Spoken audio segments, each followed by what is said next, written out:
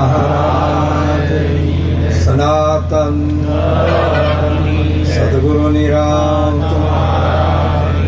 गुरु गजानंद जी महाराज कृष्ण कन्हैया पधारेला हरि गुरु।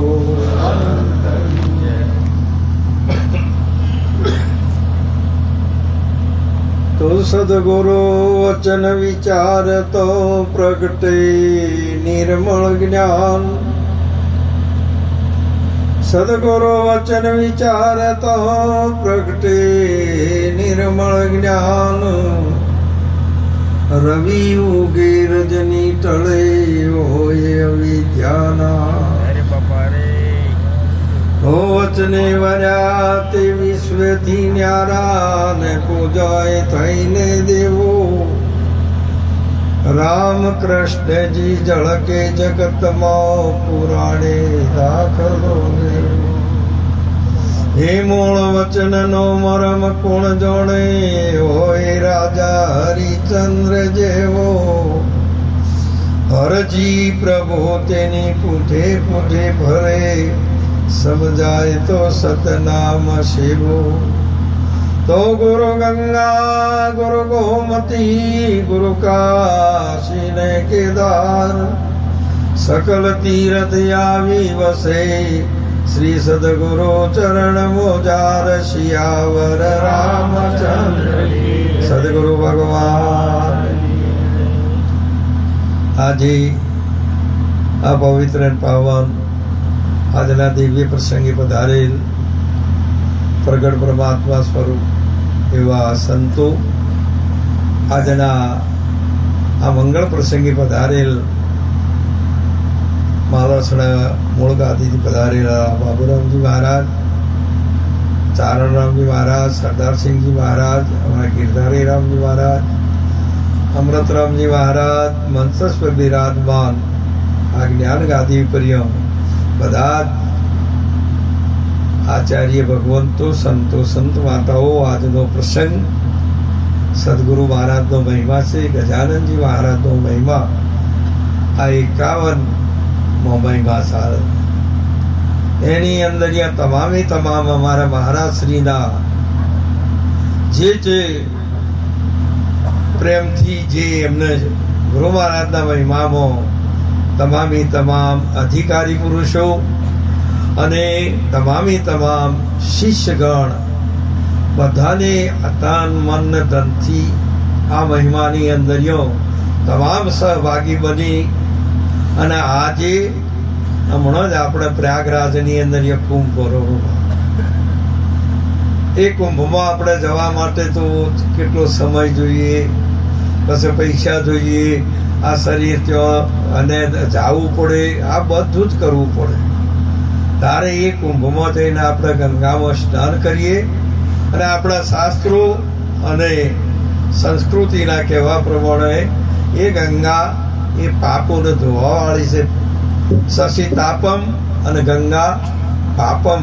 એ ગંગામાંથી એ ગંગામાં સ્નાન કરવાથી પાપનો નાશ થાય છે એમ કે છે, પણ જન્મ મરણનો નાશ કરી કહેતી એના માટે આ ગંગામાં આવવું પડશે.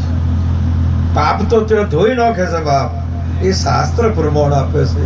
પણ આજે આ ફરતો પ્રયાગ, આજે પ્રયાગરાજની અંદર એ પ્રયાગ એ સંતોષ બાપ. આ જંગમનો તીર્થ અને આ પ્રયાગ એ સંતનું સ્વરૂપ છે.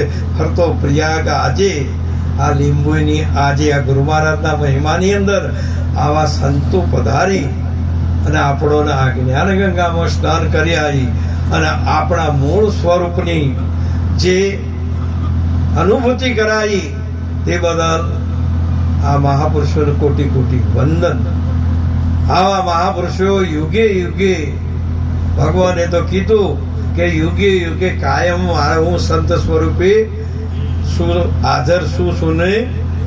એવા આજના પ્રસંગે પધારેલા પ્રગટ પરમાત્મા સ્વરૂપ સંતો અને આ મહિમાની અંદર તમામે તમામ તનથી મનથી અને ધનથી જેને સહકાર આપ્યો અમને ગુરુ મહારાજની કૃપા અને ગુરુ મહારાજ બધી વાતે એમને સુખી કરે. એ પણ ગુરુ મહારાજનો અસીમ કૃપાથી સંતોનો પણ આશીર્વાદ છે. અને વિશેષમાં આજે આ બધા જ દૂર દૂરથી પધારી અને આજને આ જ્ઞાન યજ્ઞની અંદર આજે આ ધર્મ સભામાં આ જ્ઞાન સભામાં પધારીને શોભા વધારી તે બદલ તમામને મારા વંદન. અને વિશેષ અમે ધન ખર્ચ્યું, આ મોડવો બોજો, આટલું બધું આ મંચસ આ બોજો, પણ જો કદાચ તમારા સમયનો ભોગ એ આ પૈસા કરતા વધારે કે તમે સમયનો ભોગ આપી અને અહીંયા પધાર્યા તો આ ભજનના મહિમા થાય છે, નહીતર થાય. માટે આ પધારી છીએ, આ સભાની વૃદ્ધિ કરીને તે બદલ આપને કોટી કોટી વંદન છે બાપ. બીજું બધું તો તમે જે કોઈ કે તમારે જેમ કેવું હોય કો, એના માટે ના નથી. પરંતુ જે મહાપુરુષોએ યુગે યુગે એક વખત અમારે અમદાવાદની અંદર મેળાવડો અને તે અમારા ગુલાબનાથ મહારાજ ને બંનેને અમે બધા હતા ને આપણા બધા આચાર્યો હતા. અને એ વખતે એમને થોડો વિવાદ મારા હાથે કર્યો કે તમારા નિરતમાં તો આટલા બધા આચાર્ય, અમાર તો ગાદી પર એક છે.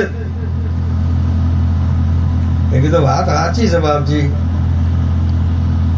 તમારું કહેવું અમે માનીએ છીએ, પણ મેં કીધું આ અમદાવાદની નગરી છે, એ અમદાવાદની નગરીની અંદર 24 જોજનનો ઊંચો એક થોભલો અને એમાં 1,00,000 વોલ્ટનો એક મોટો બમ્પ ગોળો લગાડી દઈએ અને 1 જ મીટર ને 1 જ ટીવી પેલો શું કહેવાય, હા એ તો તમે સમજો છો મારા એક રાશિને ગોળો કર્યો હોય તો આખા અમદાવાદમાંથી અંધારું જાય કે ન જાય કે ન જાય. તારે આ તો મેલે મેલે બધા કરવી પડે ને બધા આ તારે આટલું અંધારું થયું છે, આ તો મહિમા વધ્યો એ તો આ મહાપુરુષોનો પ્રતાપ છે. એવું ના સમજી લેજે કે એક જગ્યાથી જ્યાં વસ્તુ થાય છે. આ તો જો કદાચ આટલા પરિણાયા ન હોય તો આ વંશ વધારો થાય છે રીતે જેમ જો આ મહાપુરુષોને અધિકાર આપ્યો તો જ આટલો મહિમા વધ્યો છે, નહીતર વધ્યો નથી. ને એ મહિમાની રેણી કેણી અને ચારી હાથી એ વર્તન કરે છે. અને જો કદાચ હેલ ફેલ કરે ને તો અમે તરત એને પદભ્રષ્ટ પણ કરીએ છીએ. આ વાત ઘરગોણાની નહીં, આ તો મહિમા 51 વર્ષ થયો અને આ ગાદી એ જ આ અહીંયાને ઘેર ખૂણે આવ્યા હતા, પણ અહીંયાને ફેર હોય આપવું પડ્યું. અને ઈ ચાદર વિધિ આ નિયમને તોડે ને તો એને અમે કદી અધિકાર તમે ઘેર આવો ને તો અમે ગાદી પર એને સ્વાગત કરતા નથી. એક નિયમ છે આ રહ્યો પરંપરાનો. અને તેથી અમારો આ મર્યાદા અને મર્યાદિક મહાપુરુષો વિવેકી છે કે આજે બધા જ મહાનના આજે એમની મહાનતા સાથે મનો બહાર, નહીતર અમારે તો આ સંતોના સાનિધ્યમાં બેસવાનું છે, એવો અમારો નિયમ છે બાપ. અમે અમારો એક આચાર્ય ગાદી ઉપર ચડીને બેહે નહીં, અને બેહે તો એને એ હજુ સુધી મહાપુરુષે લાયક બન્યો નથી. માટે કરી કોઈ કદાચ જળમતી નો હોય બેસી જાય, આ બેહવાનો નથી. આ તો આ એ સંતોની સન્મુખ આપણે રહીને એ સંતોનું અમૃત પીવાનું છે. આ સ્વાતિ છે, આ માણેકધારી પૂનમ છે. સંત એ માણેકધારી પૂનમ છે. અને એ સ્વાતિનું બિંદુ જો તમે ગ્રહણ કરો તો મોતી પાકે ને. માટે કરીને એક પણ અમારા મર્યાદામાંથી એક આગળ પાછળ થાય એવો અમે વ્યવહાર કર્યો, આજ દિવસ વ્યવહાર કર્યો નથી અને થવાનો પણ નહીં. આ ચાલે જવાનો બાપ અને પરિપક્વ એ ચાલવાનો એ વાત ચોક્કસ છે. અમારે હોય આલવી હોય ને તો દોડથી ગમે તેટલા આટલા બધા મહાપુરુષો જોઈએ અમને કી, અને એ મહાપુરુષો એની પરીક્ષા કરે. એને હજુ સુધી એને ઉપદેશ યાદ ન હોય ને અધિકાર આલો શું કરશો? એ કોઈને જાગે 5-25 જો કદાચ અહીંયા જિજ્ઞાસુ બનાયા હોય ને કે બાપુ આ જિજ્ઞાસુ બન્યા છે અમારા, તો એને અધિકાર આલો તો બરાબર છે, પણ આ તો કદી હોય અધિકાર આલશે તો બીજાના માથે પડશે. બીજા અમારે તો હોય હાલ અધિકાર આલીએ, પણ અમારે તો જો એને પડીકો આલે કે આમ ભેટ આલવાની છે, એ તો જો જાય એ બીજાને ભારે થાય કે બીજો થાય છે. એવો વ્યવહાર બીજા ના કરતા એ હું પૂછું.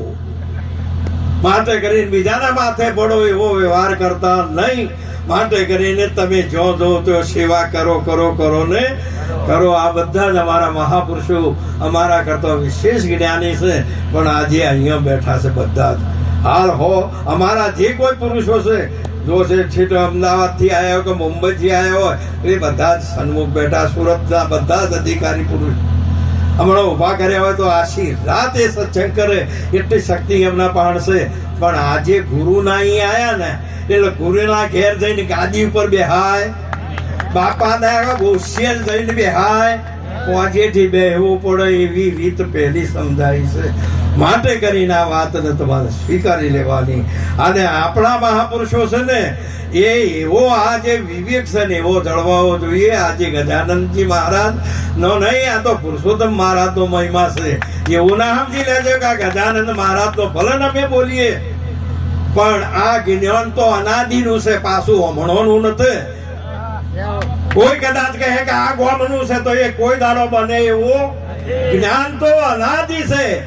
વ્યક્તિ કદાચ કોઈ ફોર્મ નો હોય, કોઈ ગોમ નો હોય, કોઈ પ્રાંત નો હોય, પણ જ્ઞાન અનાદિ છે ને. અહીંયા માસ્ટર તો ગમે તે પ્રાંત નો આવે છે, પણ વિદ્યા તો જે છે તે નહીં ભારતની ન કે નહીં, એ તો આખી અનાદિની વિશ્વની છે. એ સરસ્વતી છે ને, અને એ મોક્ષ આપે છે. એ આ અધિકારીઓને અને આ જે પદ પ્રતિષ્ઠા આ દેશના વડાપ્રધાન બને કે રાષ્ટ્રપતિ બને, એ આ વિદ્યામાંથી બને છે. તેમાં જ્ઞાનમાંથી આ પદને સંત બને, મહાન પરમાત્મા બને. એ જ્ઞાન એ તો અનાદિ છે. હે અર્જુન, આ યોગ મેં પૂર્વે સૂર્યને કહ્યો તો, સૂર્યએ મનુને કહ્યો, મનુએ ઈશ્વાકોને કહ્યો, અને યોગ પરંપરા આ યોગ ઘણા રાજર્ષિઓ જોડતા હતા. રાજા ઉવાસ હતો, એ ઋષિ હતા અને આ વાતને જોડતા હતા. અને પણ વચમાં આ લોપ થયો. અધિકારી પુરુષ જો કોમી બને, ક્રોધી બને, લોભી બને, તો આ ધર્મ લોભ થાય ને, અને એ જ રાક્ષસ બને છે, બીજો કોઈ મળતો. અને એનો નાશ કરવા માટે પરમાત્માને પ્રગટ થવું પડે ને. આવી મહિમા આવી છે. હે અર્જુન, ચોથા અધ્યાયની અંદર જોઈ લેવાનું. આ યોગ મેં પૂર્વે તારે અર્જુનજીની થોડી સંખ્યા કરી કે પ્રભુ તમે હું તો હમણો ના સૂર્ય નાદીનો કે અર્જુન તને તારા સ્વરૂપનું એ જ્ઞાન નથી, અને મારા સ્વરૂપને તું મને ઓળખતો, માટે તું હું તો અનાદિ છું. પણ તને ખબર છે તું આ દેહ ને હાલ બધા આ દેહ ને પરથી કી છે, અને હું એમ કહું છું કે આ બોલે એ પરથી છે. હારી એ વાત અનાદિ છે. આ તો એક સ્થૂળ પ્રગટ થયું છે, પણ આ બોલે એ તો નાદી અનાદિ નો છે બાપ. એને તમે જો ઓળખો છો, એ ગુરુને ઓળખાયો છે. હારી એ મહિમાને તમે આદરથી તમે સમજો. માટે વિદ્યા અનાદિની છે ને. હે અર્જુન, અવિનાશી યોગ, આ પુરાતન યોગ અને જે અવિનાશી યોગ, આજે આ લીંબુની ભૂમિમાં આ ગંગા ઉતરી. આજે એ ગંગા અને આજે એ જ્ઞાન ગંગાની અંદર જે સ્નાન કરે ને, એનું જન્મ મરણ જાય ને. જ્ઞાન બિન મુક્તિ ન પાવે. હે સાધુ ભાઈ, જ્ઞાન બિન મુક્તિ બસ. અને જ્ઞાન સવાય ભગવાને ગીતામાં કહ્યું કે જ્ઞાનાગ્નિ સર્વ કર્મ ભસ્માણી. કર્મનો અર્થ દેહ. આ દેહ નું દહન કોણ કરી શકે? જ્ઞાની પુરુષ કરી શકે. કે આ દેહ હું બળેલી દોયડી અને શેકેલા ચણા જેવો સંતનો દેહ છે. કદાચ ખાય તો ભૂખ જાય, પણ વાવે તો ઉગે એવો આવો જે સંતનો ઉદ્દેશ છે અને એ અવિનાશી છે, આ જગતનો પરમ હિતકારી, અને આ તમામ જીવોનું જો કલ્યાણ હોય તો સંત અને સદગુરુ છે. અને આ સદગુરુની ગાદી છે, કોઈ વ્યક્તિની નહીં, કોઈ કોમની નહીં, કોઈ દેશની નહીં. જો કદાચ એમ કહેતા હોય તો એ વાત બને એવી નથી. જ્ઞાન ગાદી છે, જ્ઞાન ગાદી એવું તમે છો. જો કદાચ કોઈ કર્મ ને ઉપાસના વાળી હોય તો ભૂમિ હોય, પણ જ્ઞાન ગાદી છે તો આકાશની ભૂમિકા છે.